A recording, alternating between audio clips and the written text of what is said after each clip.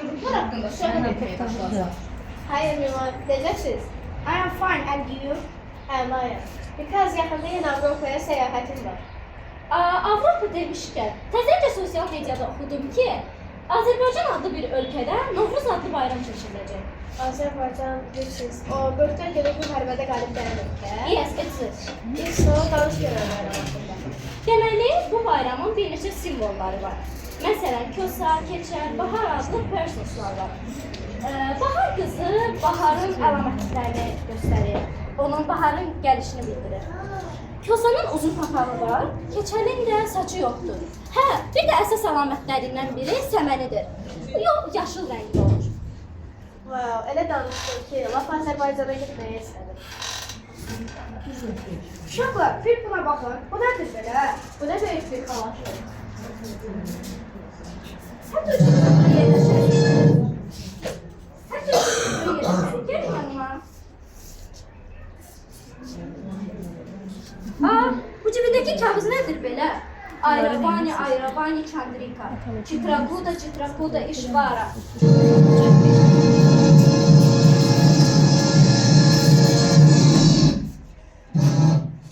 Və sehirli xalat sayəsində uşaqların Azərbaycana səyahəti başlayır. Onlar hələ də nə baş verdiyini anlamamışdılar. Budur, onlar artıq paytaxt Bakıdadır. Oh my god, nə baş verdi? Biz hara taraf belə? I don't know.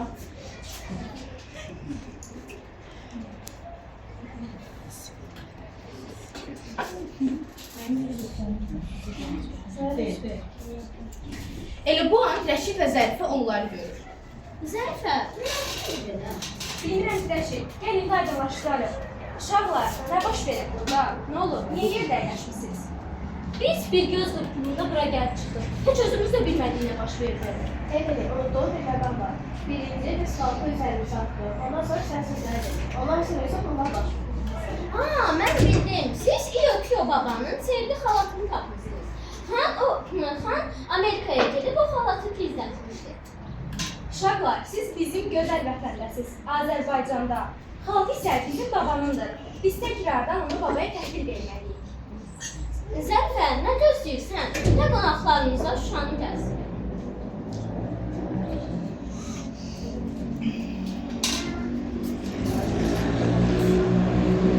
Mən bilirəm nə etmək lazımdır. İlk olaraq biz sizə öz milli geyimlərimizdən verməliyik. Çünki Novruz bayramında hər kəs milli geyim geyər. Daha sonra isə burada, yəni Şuşada baş verəcək Novruz festivalına getməliyik. Zərifə, bayramda pis olmaz gəl aşağı.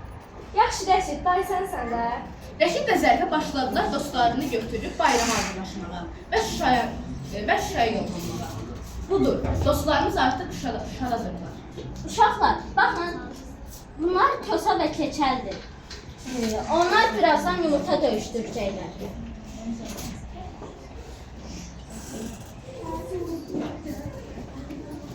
Emily və Jessica.